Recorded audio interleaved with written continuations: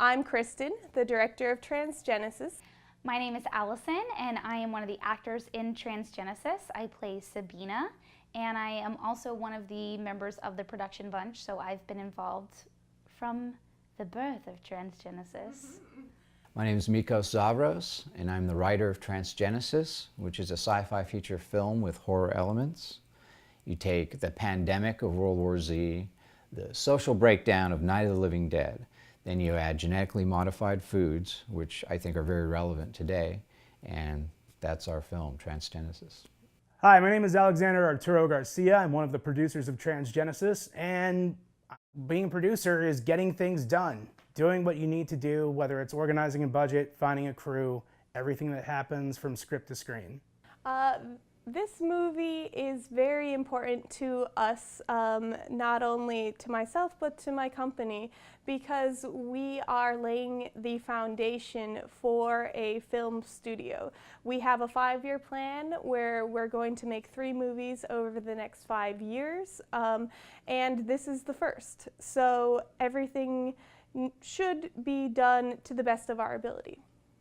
It was very interesting. It was a very interesting process because while filmmaking is a very collaborative art, generally it's not that collaborative from the very beginning. So there were a lot of opinions, a lot of ideas being thrown around, and it took some time to really pare down what was going to be marketable, what was going to be sellable, what was going to be able to be made on a budget. There's a lot of things that had to be considered, and we actually worked a very long time on a different script before we arrived at this one, and we all sort of agreed that this one has a social message that we can sell that's very marketable. This one is easily made and shot in one location. It has a lot of characters, and so that's why we ended up going with Transgenesis.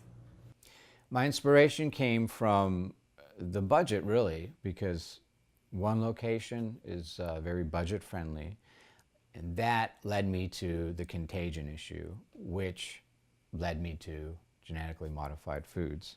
They're very relevant today socially, and they're a little scary because we don't know long-term effects, and for some reason these companies don't want us to know that their foods are GMOs, that include GMOs. So I'm wondering why, and I think that led me directly to write this story.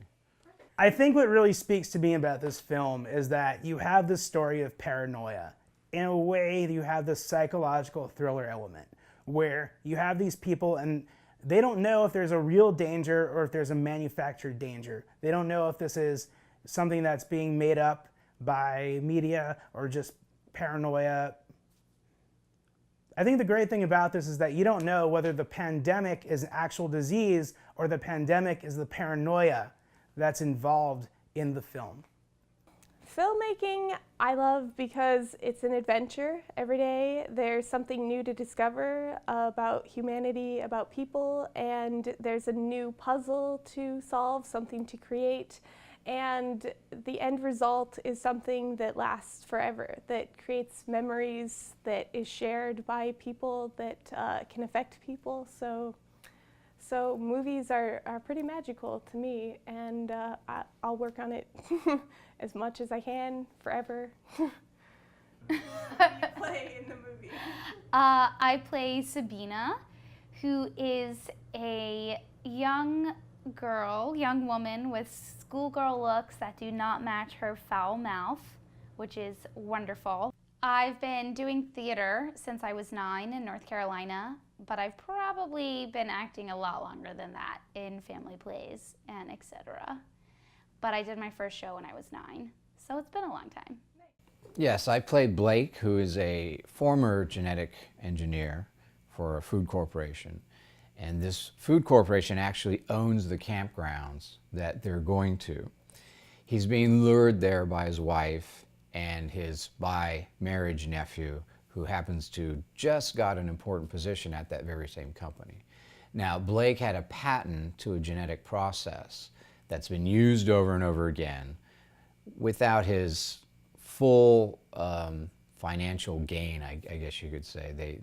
They made a lot of money without Blake.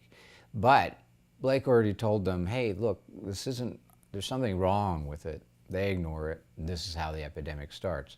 So his moral dilemma, of course, is his nephew Charlie wants him to get back with the company. So does his wife, because he's working, 3 jobs to try to support their lifestyle.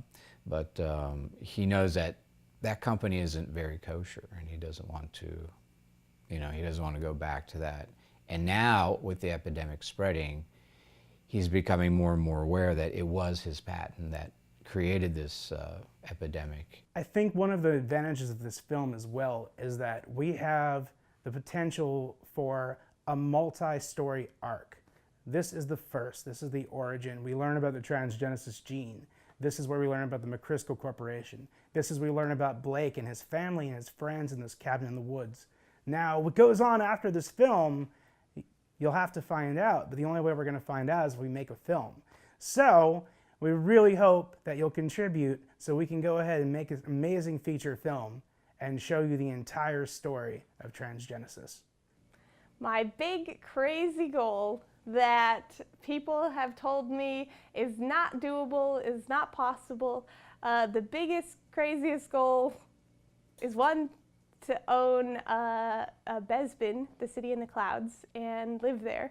But other than that, I would like to be a filmmaker, making sci-fi films for the rest of my career, and this studio and this film is the launching point of our company. So over the next 5 years, we are really hoping to output 3 feature-length films, highest quality, the greatest entertainment we can possibly bring you on the budgets we have, and we are super excited to work with you on this. So yes, this is our plan. This is our crazy big dream.